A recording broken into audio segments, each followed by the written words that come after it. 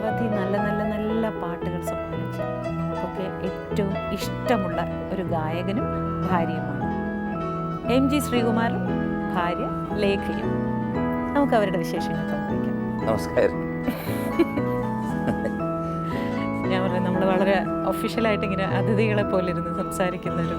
അതെ അതെ, ആദ്യമായിട്ടാണ് അങ്ങനെ. കാരണം വളരെ അൺഒഫീഷ്യലാണ് ഇപ്പോഴും. ഇപ്പോൾ ഒഫീഷ്യലായി. ഇപ്പം നമ്മൾ ഒഫീഷ്യലായി. ഇല്ല, നമ്മളിവിടെ ഒഫീഷ്യലൊന്നുമല്ല, നമ്മളിവിടെ അൺഒഫീഷ്യലായിട്ട് വീട്ടിലിരുന്ന് സംസാരിക്കുന്ന പോലെ സംസാരിക്കും. അൺപ്ലഗ്ഡ് ഞങ്ങളുടെ സംഗീതത്തിന്റെ ഭാഷ പറയുന്നതാണ്. അതായത് അൺപ്ലഗ്ഡ് എന്ന് പറഞ്ഞു കഴിഞ്ഞാൽ എന്തും ചെയ്യാം. അതെ, നന്നാക്കുകയും ചെയ്യാം.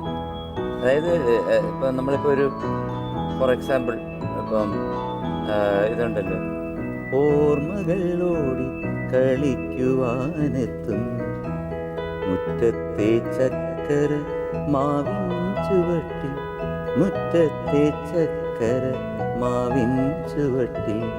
ഇതിനെ അൺപ്ലഗ് ആയിട്ട് നമുക്ക് തബല വെച്ച് വായിക്കാം. പിന്നെ ഇപ്പോഴത്തെ കുറച്ച് ഈ സായിപ്പന്മാർ കൊച്ചുങ്ങൾ ഇറങ്ങിയിട്ടുണ്ട്, ഗിറ്റാറൊക്കെ വെച്ചിട്ട് ഒരു ടീം ബാൻഡ് എന്നൊക്കെ പറഞ്ഞു. അവരിതിനെ അടിച്ചങ്ങോട്ട് പറിച്ച് ഓർമ്മകൾ ഓടി കളിക്കൂ, അങ്ങനെ ആ രീതിയിൽ അൺപ്ലഗ്ഡിന് അങ്ങനെ ഒരു സുഖമാണ്. അപ്പം നമുക്ക് ആ രീതിയിൽ തന്നെ അങ്ങ് തുടങ്ങാം. നമുക്കിത് എങ്ങനെ കൊണ്ടുപോകണം എന്നുള്ളത് അത് ലക്ഷ്മിയുടെ അടുത്തായിരിക്കും. എത്ര രാജ്യം യാത്ര ചെയ്തിട്ടുണ്ടാവും? ഓൾമോസ്റ്റ് വേൾഡ് ആയോ? വേൾഡ് എല്ലായിട്ടില്ല, കുറെ സ്ഥലങ്ങളിൽ വെച്ചുണ്ട്. എല്ലാ സ്ഥലത്തും അനിയെ കൊണ്ടുപോകും. എല്ലായിടത്തും. ഇപ്പൊ കുവൈറ്റിൽ മാത്രം വന്നില്ല, കാരണം ഒരു ദിവസം ഉണ്ടായിരുന്നുള്ളൂ. അപ്പൊ അവർക്ക് ഷോപ്പിങ്ങിനുള്ള ടൈം കിട്ടത്തില്ലെന്ന് വെച്ചിട്ട് വന്നില്ല. എനിക്ക് യാത്ര ചെയ്യുന്നതാണോ ഇഷ്ടം, അതോ എപ്പോഴും ശ്രീകുട്ടൻ്റെ കൂടെ ഇങ്ങനെ ഇരിക്കുന്ന അതാണോ അനി ഉദ്ദേശിക്കുന്നത്? ശ്രീകുട്ടൻ്റെ കൂടെ ഇരിക്കുന്നത്. യാത്ര അതിനെ അനുബന്ധിച്ച് വരുന്നത്. ശ്രീകുട്ടൻ്റെ കൂടെ ഇരിക്കുന്ന കാലത്തോളം യാത്രകളുണ്ട്. ഏതാ ശരിക്കും എനിക്ക് ശ്രീകുട്ടൻ്റെ പാട്ട് കേട്ടിട്ടാണോ ഇഷ്ടപ്പെട്ടത്, അതോ ശ്രീകുട്ടൻ്റെ ബിഹേവിയർ ആണോ എനിക്ക് ഇഷ്ടപ്പെട്ടത്? ആദ്യം പാട്ട് തന്നെയായിരുന്നു. ബീയിങ് ഓണസ്റ്റ് വിത്ത് യു, പാട്ട് തന്നെയായിരുന്നു. പിന്നെ പാട്ടിൽ കൂടെയാണ് ആ പേഴ്സണെ മനസ്സിലാക്കുന്നത്. ഗ്രാജുവലി എന്തും ഓപ്പൺ ആയിട്ട് സംസാരിക്കാൻ പറ്റുമോ ശ്രീകുട്ടനോട്? ദേഷ്യം വരുമോ ശ്രീകുട്ടന്? ദേഷ്യം ഇല്ലാത്തവരാരെങ്കിലും ഇല്ല? ദേഷ്യമുണ്ട്. എനിക്ക് ദേഷ്യം വരും. ആണോ? അനിയെ കണ്ടിട്ട് എനിക്ക് ദേഷ്യം വരും എന്ന് തോന്നുന്നില്ല. ദേഷ്യം വരുമ്പോ എനിക്ക് എന്നെ ഡാൻസ് ചെയ്ത് കാണും. എനിക്ക് അപ്പോഴാണ് കൂടുതൽ ദേഷ്യം വരുന്നത്. അപ്പൊ കുറെ കൂടെ ചിരിക്കല്ലേ? അല്ലല്ല, അതൊരു വികൃതമായിട്ടുള്ള ഡാൻസാണ്. കാരണം ഡാൻസ് പഠിക്കാനായിരുന്നു ഇവിടെ ആഗ്രഹം. പക്ഷേ എന്തുകൊണ്ടും അത് നടന്നില്ല. അപ്പോൾ ഇവളീ ഭരതനാട്യത്തിന്റെ ആദ്യത്തെ സ്റ്റെപ്പൊക്കെ ഉണ്ട്, അത് എത്രയും വികൃതമായിട്ട് കാണിക്കാമോ അത് എന്നെ കാണിച്ചു കഴിയുമ്പോൾ നമുക്ക് ചിലപ്പോൾ ഈ സംഗീതമായിട്ട് ബന്ധപ്പെട്ട ഒരു മനുഷ്യനാകുമ്പോൾ ഇപ്പൊ സിൽസില പോലുള്ള പാട്ടുകൾ പാടിയാൽ നമുക്ക് ഓടേണ്ടി വരും. ആ സൈസിലൊരു ഡാൻസ് കാണിക്കും. അത്രയല്ലേ ഉള്ളൂ, തിരിച്ചുത്തരം പറയുന്നില്ലല്ലോ. മിണ്ടാതിരിക്കുന്നതാണ് അല്ലേ മൗനം വിദ്വാനും. ഒരു പരിധി വരെ നിങ്ങൾക്കും ഈ നിങ്ങളുടെ ഒരു മാരീഡ് ലൈഫ് കാരണം നിങ്ങളുടെ ബന്ധങ്ങളിലൊക്കെ അല്ലേ ബന്ധുക്കളുമായിട്ടുള്ളൊരു അകൽച്ച നിങ്ങൾക്ക് വന്നില്ല? എൻ്റെ കല്യാണം കാരണം ഇവളുടെ ഫാമിലിയിൽ ഒരു പ്രശ്നമുണ്ട്. ഇവളുടെ അമ്മയ്ക്കും ഇവിടെ അച്ഛനും സന്തോഷമുണ്ട്. ഒരു പ്രശ്നം ഈ പിള്ള സാറിന് വളരെ സന്തോഷമായിരുന്നു. കമലം ഇവളുടെ അമ്മയുടെ പേര് വളരെ എന്നെ ഭയങ്കര സ്നേഹമായിരുന്നു. കാരണം എൻ്റെ കൂടെ മദ്രാസിലും അവിടെ ഇവിടെ എല്ലാം അവർ താമസിച്ചിട്ടുണ്ട്. ഇപ്പോഴും രണ്ടുപേരും ഒന്നും ജീവിച്ചിരിപ്പില്ല, താമസിച്ചിട്ടുണ്ട്. എൻ്റെ അമ്മയ്ക്ക് കമലാക്ഷി അമ്മ വളരെ സന്തോഷമായിരുന്നു. പിന്നെ ആർക്കാ പ്രശ്നം? അതെനിക്കറിയില്ല. നാട്ടുകാർക്കായിരിക്കും. പിന്നെ ബാക്കിയുള്ള വീട്ടുകാർക്ക് പ്രശ്നമായിരുന്നു. കാരണം എൻ്റെ അമ്മയ്ക്ക് അമ്മ മരിക്കുന്നത് വരെ അവിടെ പോകുമായിരുന്നു, അമ്മയായിട്ട് സംസാരിക്കുമായിരുന്നു. ഞങ്ങൾ ഒരുപാട് കാര്യങ്ങൾ സംസാരിച്ചിട്ടുണ്ട്. അമ്മയെ നോക്കിയിട്ടുണ്ട്. പിന്നെ ഒരു അമ്മയെ നോക്കിയിട്ടുണ്ട് എന്ന് പറഞ്ഞു കഴിഞ്ഞാൽ എനിക്ക് എൻ്റെ ഭാര്യയ്ക്ക് അവിടെ പോയിരുന്ന് അമ്മയുടെ എന്താണ് കിടപ്പ് സമയത്ത് പോയിരിക്കാനുള്ള ഒരു അവസരം കിട്ടിയിട്ടില്ല. കാരണം വെച്ച് കഴിഞ്ഞാൽ എന്നെ നോക്കണോ അതോ എൻ്റെ അമ്മയെ നോക്കണോ എന്നുള്ളത്. പക്ഷെ അമ്മയ്ക്ക് ഞാൻ 2 ആയമാരെ നിർത്തിയിട്ടുണ്ട്. ഞങ്ങൾ കൂടെ പോയി ഞങ്ങൾ നോക്കും. പിന്നെ കൂടുതലും ഞാൻ യാത്ര നേരത്തെ ആദ്യം ചോദ്യത്തിൽ വന്ന പോലെ എന്നെ എപ്പോഴും എൻ്റെ കൂടാണ്. കിട്ടുന്ന സമയമൊക്കെ ഞാൻ അമ്മയെ നോക്കാം. അമ്മയുടെ എല്ലാ കാര്യങ്ങളും ഞാൻ മരിക്കുന്നതിന് ഞാൻ ചെയ്യും. എല്ലാം ഇൻക്ലൂഡിങ് ആഹാരം. അങ്ങനെ അവർക്കൊരു പ്രശ്നമില്ല. ബാക്കി ആർക്കാണ് എൻ്റെ കുടുംബത്തിൽ പ്രശ്നം എന്താ ഞാൻ അറിയേണ്ട കാര്യം. വിഷമം ഉണ്ടായില്ല ശ്രീകുട്ടന്? ഒരു വിഷമം ഇല്ല. ഒരു വിഷമം. എന്തിനു വിഷമിക്കുന്നു? ചേട്ടനുണ്ടായിരുന്നവരെ ഒരു വിഷമം ഉണ്ടായിരുന്നു. ചേട്ടൻ എനിക്ക് വിഷമം ഉണ്ടായിട്ട് തോന്നുന്നില്ല. ചേട്ടൻ അങ്ങ് ഞാൻ സംസാരിച്ചിട്ടുണ്ട്. ചേട്ടൻ ആദ്യമൊക്കെ ചേട്ടന് ചെറിയ വിഷമം ഉണ്ടായിരുന്നു. കാരണം നീ എന്തിനാണ് അങ്ങനെ കല്യാണം കഴിച്ചത്, വീട്ടുകാരെ അല്ല അറേഞ്ച്ഡ് മാരേജ് വേണമെന്നുള്ളതാണ് അവരുടെ കുട്ടിയെ നോക്കി വെച്ചിരുന്നു. കല്യാണാലോചനകളൊക്കെ ഒരുപാട് വന്നിരുന്നു. ലെഫ്റ്റ്. കാരണം ഇപ്പൊ എത്ര ഒരുപാട് വർഷം, ഇപ്പൊ ഞങ്ങള് കല്യാണം കഴിച്ചിട്ട് തന്നെ ഏതാണ്ട് 27 വർഷം കഴിഞ്ഞു. 2000 ഞങ്ങൾ രജിസ്റ്റർ മാരേജ് ചെയ്തു. എത്ര വർഷമായി. ഇനിയിപ്പോൾ അതിനെപ്പറ്റി ഒരു സബ്ജക്റ്റ് പറയുന്നത് തന്നെ മോശമാണ്. കാരണം വെച്ച് കഴിഞ്ഞാൽ ഇത് ഓൾറെഡി നമ്മൾ കുറേ പറഞ്ഞു 10-30 വർഷമായിട്ട് പറഞ്ഞുകൊണ്ടിരിക്കുന്ന ഒരു കാര്യം. ഇപ്പൊ ആർക്ക് വിഷമമുണ്ടെങ്കിലും ഇപ്പൊ എന്തോ ഞങ്ങൾക്ക് സന്തോഷം. നമുക്ക് ദൈവം സഹായിച്ച് പ്രശ്നമൊന്നുമില്ല. We are very happy. പിന്നെ അവർക്ക് പ്രശ്നമുണ്ടെങ്കിൽ എനിക്കെന്താ, അത് നോക്കേണ്ട കാര്യമില്ല. നമുക്ക് നമ്മുടെ ജീവിതത്തിന്റെ കംഫർട്ട് നമ്മൾ ഇന്നേ വരെ നോക്കിയിട്ടില്ല ചേച്ചി. നമ്മൾ ഇന്നേ വരെ ആ സൈഡിലോട്ട് നോക്കിയിട്ടില്ല. കാരണം അവർക്ക് വിഷമമുണ്ടോ ഇല്ലയോ നമ്മൾ നോക്കിയിട്ടില്ല. പിന്നെ വേറൊരു കാര്യം, ഞങ്ങൾ മറ്റുള്ളവരുടെ കാര്യം, നമുക്ക് നമ്മുടെ കാര്യം ചെയ്ത് തീർക്കാനായിട്ട് ടൈമില്ല. പിന്നെ അന്യരപ്പുറത്തിരുന്ന് ഞങ്ങളെ കുറിച്ച് വിഷമിക്കുന്നുണ്ടോ എന്നുള്ളത് ഞങ്ങൾ ബോധറിയുകയാണ്. ശ്രീകുട്ടന്റെ പാട്ടായിരുന്നു ഏറ്റവും ഇഷ്ടം. ശ്രീകുട്ടൻ സൗന്ദര്യമാണോ ഭയങ്കര ആകർഷിച്ചത്? അല്ല, ഫ്രാങ്ക് ആയിട്ടുള്ള സ്വഭാവം. കാരണം ഞാന് കാണുന്നത് വളരെ 10-30 വർഷം മുമ്പാണ്. അപ്പോൾ സൗന്ദര്യം ഓഫ് കോഴ്സ് തീർച്ചയായിട്ടും ഉണ്ടല്ലോ. ഇല്ല എന്ന് നമുക്ക് പറയാൻ പറ്റത്തില്ല. ഞാൻ കേട്ടിട്ടുണ്ട് ഒരു കാലത്ത് തിരുവനന്തപുരത്ത് ഇങ്ങനെ മാരുതി ചേച്ചിയായിട്ട് നടന്നത്. അതെ അതെ അതെ അതെ. അന്നത്തെ കാലത്ത് ഡ്രൈവ് ചെയ്ത് നടക്കുക എന്നൊക്കെ പറയുന്ന ഒരു അല്ലേ, സ്ത്രീകള് കയ്യിലൊരു ചായയും ഓപ്പൺ കാറിൽ ഇങ്ങനെ മുടിയൊക്കെ പറത്തി കൂളിംഗ് ഗ്ലാസ് ഒക്കെ വെച്ച് കയ്യില് ചായ കോഫി വെച്ചിട്ട്. ആണോ? ഞാൻ 12 വയസ്സ് മുതലേ ചേച്ചി ഞാൻ ഡ്രൈവ് ചെയ്യുക. കുഞ്ഞിനെ അച്ഛനെ മടിയിരുത്തിയിട്ടാണ് ഡ്രൈവ് ചെയ്യുന്നത്. അപ്പം മുതലേ ഡ്രൈവിങ്ങിന്. അപ്പം എനിക്ക് അവിടെ ഒരു ഫ്ലാസ്ക് ആയാലും എനിക്കൊരു പ്രശ്നവുമില്ല ഓടിക്കാൻ. അല്ല, അങ്ങനെ ഒരു പ്ലാറി നടത്താണ്. അപ്പം ഞാൻ actually coming to the point, അങ്ങനെ വളരെയധികം കറക്റ്റായിട്ട് പറയും. ഈ പാട്ട് ഞാൻ പാടിയിട്ട് വന്നു കഴിഞ്ഞാൽ അന്ന് ഇത് ബോറ് പാട്ടാണ്. അപ്പോൾ സത്യം പറഞ്ഞാൽ എനിക്ക് ദേഷ്യം തോന്നിയിട്ടുണ്ട്, ഒരുപാട് ദേഷ്യം തോന്നിയിട്ടുണ്ട്. കാരണം ഇപ്പം പിള്ളേർ ചെമ്മാങ്കുഴിയുടെ മോള് എന്നൊക്കെ എനിക്ക് തോന്നിയിട്ടുണ്ട്.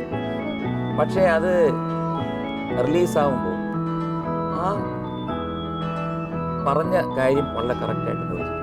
സംഗീതം പഠിച്ചിട്ടുണ്ടോ വെച്ചാൽ കുഞ്ഞിലെ അറിയാലോ, നമ്മുടെ ഹിന്ദുക്കളുടെ ഇടയിൽ ഇതൊന്നും പഠിപ്പിച്ചിട്ടുണ്ട്. എൻ്റെ ടേസ്റ്റ് ഡിഫറെൻ്റ്.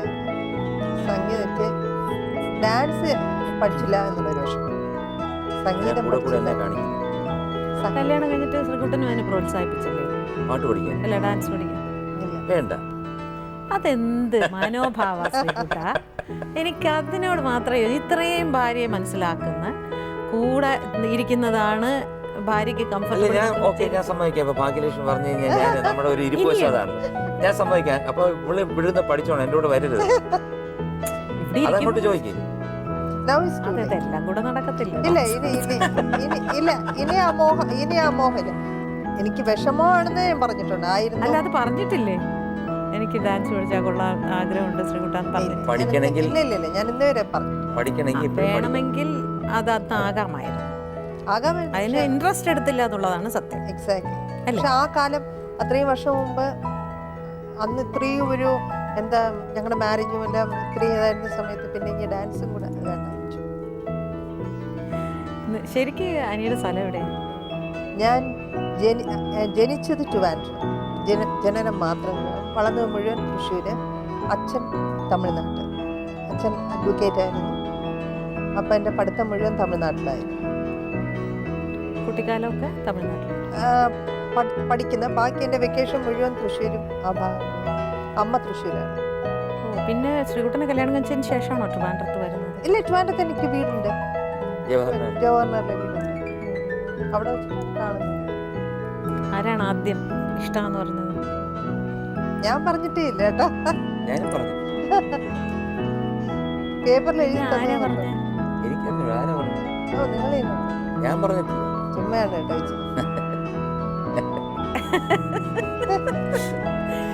ആരോ പറഞ്ഞു നിങ്ങൾ രണ്ടുപേരും പ്രണയിക്കുന്നുണ്ടെന്ന്. അപ്പൊ നിങ്ങൾ രണ്ടുപേരും തീരുമാനിച്ച എന്തായാലും അവര് പറയുന്നു, എന്നിട്ട് നമുക്ക് അങ്ങ് പ്രണയിച്ചു കളയാം. ശ്രീകുട്ടൻ തന്നെ എന്നോട് പറയുന്നു. അനി പറയുന്ന മാതിരി അങ്ങനെയൊന്നും വിട്ടു പറയാത്ത ഒരാളാണ്. അല്ല ശ്രീകുട്ടനാണ് പറഞ്ഞത്. എന്താ അതിനെന്താ പിന്നെ എന്താ ഞാൻ നല്ല പറഞ്ഞില്ല ശ്രീകുട്ടൻ്റെ എന്നെ ഓർത്തു നോക്കുമ്പോ ഞാൻ അങ്ങനെ പറഞ്ഞു. ശ്രീകുട്ടൻ്റെ സ്വഭാവത്തിൽ അറിയായിരിക്കും, ചേച്ചിക്ക് മനസ്സിലാക്കല്ലോ. അങ്ങനെയൊന്നും എന്നെ മാട്ടി വിടല്ലേ, എനിക്ക് അതൊന്നും അറിയില്ല. അല്ലേ, ഞാൻ പറഞ്ഞായിട്ട് ഓർക്കുന്നില്ല. എന്തായാലും ഇങ്ങനെയൊക്കെ ആയി. ഈ വേറൊരു രാഷ്ട്രീയ നേതാവ് ഇവിടെ വന്നിരുന്ന് സംസാരിച്ചപ്പോൾ ഞാൻ അദ്ദേഹത്തിൻ്റെ അടുത്ത് ചോദിച്ചു, ഇങ്ങനെ അദ്ദേഹം ഒട്ടും റൊമാൻറ്റിക് അല്ല, ഒട്ടും റൊമാൻറ്റിക് അല്ല, ഭാര്യ പറഞ്ഞതാണ് അങ്ങനെ റൊമാൻറ്റിക് ഒന്നുമില്ല. ഞാൻ അദ്ദേഹത്തിനോട് ചോദിച്ചു, മനുഷ്യർ കുറച്ച് ജീവിക്കുമ്പോൾ കുറച്ച് റൊമാൻറ്റിക്കായിട്ടൊക്കെ ജീവിക്കണ്ടേ? അദ്ദേഹം അതിൻ്റെ ഒന്നും ആവശ്യമൊന്നുമില്ല, ഭാര്യയും ഭർത്താവും അതിൽ റൊമാൻസിൻ്റെ ഒന്നും ആവശ്യമില്ല. തോന്നുന്നുണ്ടോ അങ്ങനെ? അയ്യോ ഇല്ല, അങ്ങോട്ടും ഇത് ഇങ്ങോട്ടും സ്നേഹമൊക്കെ attachment, സ്നേഹം വേണ്ടേ? ഈ സ്നേഹം എന്ന് പറയുന്നത് മനസ്സിലിരുന്നപ്പോൾ അത് കാണിക്കണമല്ലോ. അങ്ങനെയല്ലേ ഒരു സ്ത്രീക്ക്, സ്ത്രീ മാത്രമല്ല ആർക്കും. ഇപ്പൊ ചേച്ചിയെടുത്ത് ഞാൻ കാണിക്കുന്നതുകൊണ്ടല്ലേ ചേച്ചിക്ക് അറിയുന്നത് എനിക്ക് ഞാൻ ചേച്ചിയോട് സ്നേഹം. ഭർത്താവ് വല്ലപ്പോഴൊക്കെ കാണിക്കണ്ടേ? എനിക്ക് മസ്റ്റാണ്. കെയർ ചെയ്യണം. കാരണം ഇപ്പം ഞാൻ ഇപ്പോൾ ഇവിടുന്ന് എവിടെയെങ്കിലും ഇപ്പം പോയി കഴിഞ്ഞാലും ഞാൻ 2-3 പ്രാവശ്യം വിളിച്ച് ചോദിക്കും എന്താണ് ഏതാണ്.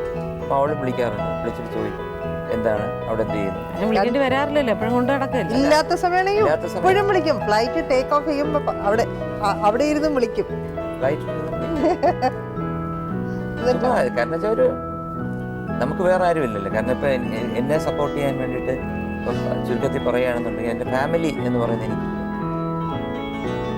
എനിക്ക് ആകെപ്പാട് എനിക്കുള്ള ഒരു കണ്ണി എന്ന് പറയുന്നത് ഇത് മാത്രമാണ്.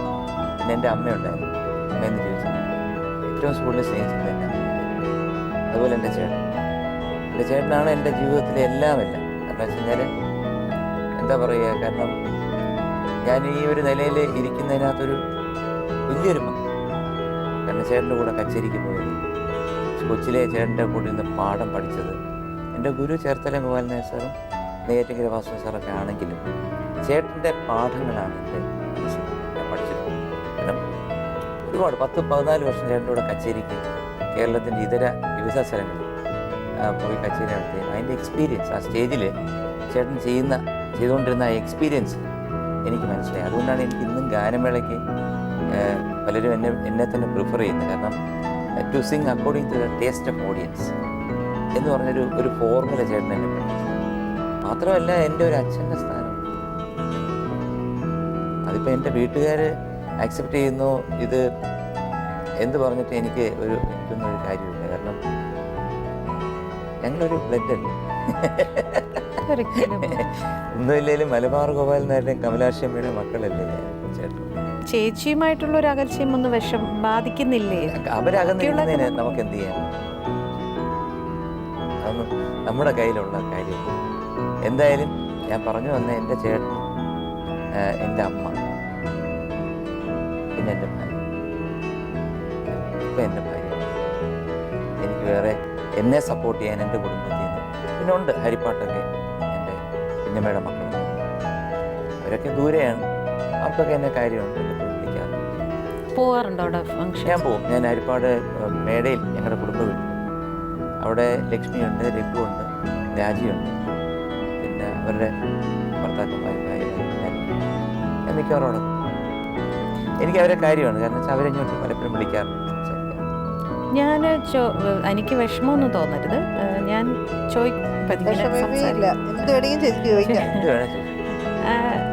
ഓഫ് കോഴ്സ് ഇപ്പം ശ്രീകുട്ടന് വിഷമമൊന്നുമില്ല. ശ്രീകുട്ടനെ സംബന്ധിച്ച് അനി തന്നെയാണ്, ലോകമേ അനിയാണ്, അനി മാത്രമേ ഉള്ളൂ എന്ന്.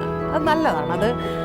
പക്ഷെ അതേസമയം അനിക്കൊരു ഡ്യൂട്ടി ഇല്ലേ അനി? അതായത് എന്തുകൊണ്ടാണ് ഈ ചേച്ചി, ബാക്കി നമുക്ക് ഇപ്പം ചേട്ടൻ പോയി, പക്ഷെ ചേച്ചി എന്ന് പറഞ്ഞാൽ ഈ പറഞ്ഞ ഒരു ബ്ലഡ് റിലേഷൻഷിപ്പ് തന്നെയാണ്. അപ്പോൾ ഒരിക്കലെങ്കിലും, അതായത് അവരുണ്ടായിരുന്ന സമയത്തോ മറ്റും ഒരിക്കലെങ്കിലും അവരോടൊന്ന് പേഴ്സണലി എന്താണ് എന്നെ നിങ്ങൾക്ക് അക്സെപ്റ്റ് ചെയ്യാൻ ചോദിച്ചിട്ടില്ല? ഞാൻ എന്തിനാ അങ്ങനെ പോയി ഒരാളെടുത്ത് ചോദിക്കണം എന്തുകൊണ്ട് നിങ്ങൾക്ക് എന്നെ അക്സെപ്റ്റ് ചെയ്തില്ല? അതുകൊണ്ട് ശ്രീകുട്ടനും ഈ പറഞ്ഞ മാതിരി ഒരു ഫുൾ ഓഫ് ഫാമിലി ആദ്യം എന്നെ അക്സെപ്റ്റ് ചെയ്യുന്നതിന് മുമ്പ് ശ്രീകുട്ടനെ അക്സെപ്റ്റ് ചെയ്താലെന്താ? ചേച്ചിക്ക് അതിന് എന്താ ആൻസർ പറയാനുള്ളത്? ഞാൻ പറയാ ചേച്ചി, പെട്ടെന്ന് പറ. അതാണ് ഞാൻ പറഞ്ഞില്ലേ പെട്ടെന്ന്. ആദ്യം അനിയനെ അക്സെപ്റ്റ് ചെയ്യട്ടെ, എന്നിട്ട് ഭാര്യ അക്സെപ്റ്റ് ചെയ്യും. ഈ നേരത്തെ ശ്രീകുട്ടൻ പറഞ്ഞ മാതിരി ഒരുപാട് എക്സ്പെക്ടേഷൻസ് ഉള്ള എക്സ്പെക്ടേഷൻസാണ് പ്രശ്നം. എക്സ്പെക്ടേഷൻ ഇല്ലാതെ മനുഷ്യൻ ഉണ്ടോ? അതിൻ്റെ അളവാണ് പ്രശ്നം. കാരണം എക്സ്പെക്ടേഷൻ അനിയുടെ പ്രണയത്തിന് ഒരു അളവുണ്ടോ? അളവെന്ന് വെച്ച് കഴിഞ്ഞാൽ ചില വ്യക്തികൾക്ക് ഉണ്ടാവുന്നതാണ്. ഇത്രയും അളവ് പോലിയ കിട്ടിയാലും പോരാന്ന് തന്നെയല്ലേ? അത് തന്നെ. അത് ഓരോരുത്തരുടെ ബോഡി നേച്ചറാണ്, ഓരോരുത്തരുടെ മൈൻഡ് ടെമ്പർമെൻ്റാണ്. അതല്ലാതെ ഈ അളവ് പോലെ നല്ല ഞാൻ പറഞ്ഞത്. അതായത് നമ്മളിപ്പോൾ ഒരു കാര്യത്തിന് നമ്മളിപ്പോൾ ഒരു കാര്യം വേണം എന്ന് ആഗ്രഹിക്കുന്നതിന് ഓരോരുത്തർ ആഗ്രഹിക്കുന്നതിന് ഒരു എക്സ്റ്റെൻറ്റ്. ഇപ്പോൾ ഒരു എനിക്ക് ഇഷ്ടപ്പെട്ട സംഭവങ്ങളിലെ ഒരു ഐറ്റമാണ് കാർ. ഭയങ്കര ക്രൈസാണ്. അപ്പോൾ എനിക്കൊരു കാറ് കണ്ടു കഴിഞ്ഞാൽ എനിക്ക് വേണമെന്ന് ആഗ്രഹിക്കുന്ന ഒരു ലിമിറ്റ് വേണം. ഞാൻ അതിയായിട്ട് ആഗ്രഹിച്ച് എനിക്ക് കിട്ടാതെ വന്നു കഴിഞ്ഞാൽ എനിക്ക് വിഷമം വരും. അപ്പോൾ ത്രൂ മൈ എക്സ്പീരിയൻസ് ഞാനത് എന്ത് വെച്ച് കഴിഞ്ഞാൽ ഞാൻ കിട്ടട്ടെ, ദൈവം തരും എന്നുള്ളൊരു ധാരണയിൽ നിൽക്കണം. ചിലരങ്ങനല്ല. ഒരു പെൺകുട്ടിയെ കണ്ടു കഴിഞ്ഞാൽ തന്നെ അങ്ങ് ആഗ്രഹിച്ച് പിന്നെ അവൾ പറയുന്ന കാര്യങ്ങളൊക്കെ വിശ്വസിച്ച് തിരിച്ചും അല്ല അങ്ങനെ തിരിച്ചൊന്നുമില്ല. കൂടുതലും പെൺപിള്ളേരാ ഈ പ്രശ്നങ്ങളുണ്ട്. അയ്യോ അങ്ങനെയൊന്നും അല്ല, ആണുങ്ങളാണ് ഏറ്റവും വലിയ പ്രശ്നം. അത് ഞാൻ എഗ്രി ചെയ്യത്തേയില്ല. ഒരിക്കലും അല്ല, ഈ പെൺപിള്ളേരാണ് എല്ലാ വശീകരണം ഉള്ളത്. അതുകൊണ്ട് അതെന്താ അങ്ങനെ ആയത്? ചേച്ചി എന്താ അങ്ങനെ ആയതെന്ന് പറയും. ഒരുപാട് പണ്ട് മുതൽ ആണുങ്ങൾ അങ്ങ് പറഞ്ഞു ഒരുവിധം സ്ത്രീകളെ നശിപ്പിക്കുന്നുണ്ട്. ആ അല്ല പറഞ്ഞു വഞ്ചിക്കുന്നു. എന്തിനു വഞ്ചിക്കുന്നു? എന്തിനാ അങ്ങോട്ട് പോകുന്നത്? വഞ്ചിക്കപ്പെടാൻ പോകുന്നത് എന്തിനാണ്? നിങ്ങൾ ഈ വശീകരണം കൂടുതലാണ് ഈ സ്ത്രീകൾ. പിന്നെ അതായത് എന്തെങ്കിലുമൊക്കെ പറഞ്ഞും ഇതുപോലെ അങ്ങനെയാണ്. കാരണം വെച്ച് കഴിഞ്ഞാല് ശ്രീകുട്ട നേരെ തിരിച്ചാണ്. അതാ ഈ വേഷ സംവിധാനങ്ങളിലൊക്കെ കിടന്ന് ഇത് മുഴുവൻ കാണിക്കും. വേഷ സംവിധാനങ്ങളിലൊക്കെ ഈ പെണ്ണുങ്ങൾ ഒരുപാട് എക്സ്പോസ്ഡ് ആവും. ആണുങ്ങൾ എന്താ ചെയ്യുന്നത്? ഇപ്പോഴാണ് ആണുങ്ങൾ ഈ ടൈറ്റ് പാൻസും അതൊക്കെ ഇട്ട് തുടങ്ങി. ഇല്ലാന്നുണ്ടെങ്കിൽ ഒരു ഷർട്ട്. നിങ്ങൾ ഇതുപോലെ പെണ്ണുങ്ങളുമായി ഡ്രസ് ചെയ്ത ഭയങ്കര വൃത്തികേടാണ്. അതുകൊണ്ടാണ് നിങ്ങൾ അങ്ങനെ ചെയ്യാത്തതല്ല. നിങ്ങൾക്ക് അവസരം കിട്ടാത്തത്. പ്രണയം ഏതാ അങ്ങനെ അതല്ല. ഇതിന്റെ വേറൊരു വശമുണ്ട്. അതായത് ഈ പുരുഷൻ എന്ന് പറയുന്ന ഞാനിപ്പോ ഇവിടെ ഞാനൊരു മീഡിയേറ്ററാണ്. ഞാൻ അങ്ങനെ പറയാൻ പാടില്ല, ഒരാളെ മാത്രം കുറ്റപ്പെടുത്തി ഞാൻ സംസാരിക്കാൻ പാടില്ല. പക്ഷെ ഒരു അഭിപ്രായം ഞാൻ പറയാണ്.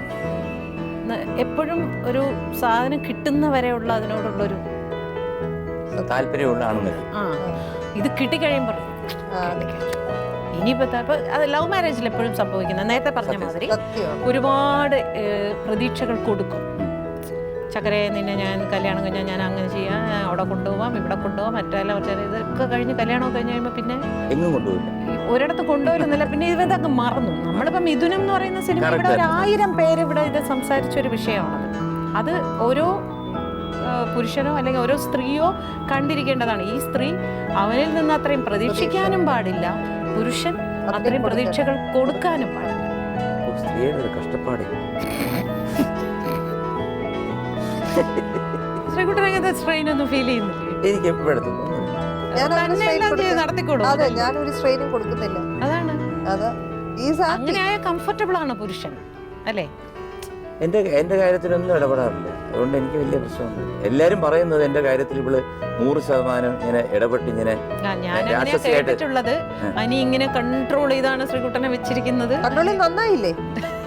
ഒരു കൺട്രോൾ ഇപ്പൊ എന്തായാലും ഇപ്പൊ നന്നായില്ലേ?